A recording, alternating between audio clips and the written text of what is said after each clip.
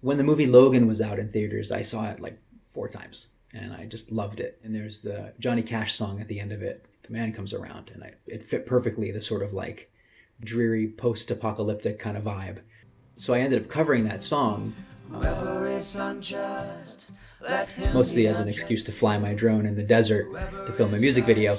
Then I started chopping up pieces of the song and using bits of content that I created to make the song to create my first sample pack.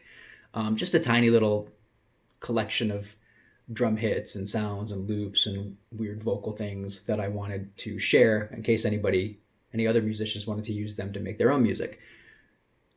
But then an interesting thing happened.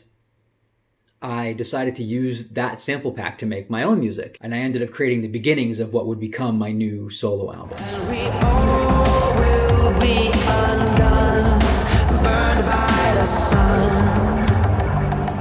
The album is inspired by the movie Logan, but not based on the movie. I used a lot of the same themes and character relationships to tell different stories in that vibe. And I ended up with a whole album of this stuff. The album is called In Measured Hundredweight, and it's the first album that I've ever produced completely by myself. And I'm very proud of it and very excited to share it with you. It's coming out very soon, but I wanted to do a special launch sequence leading up to its release. So by signing up for this email list, you'll be going on a deep dive, behind-the-scenes look at the songs that make up this album.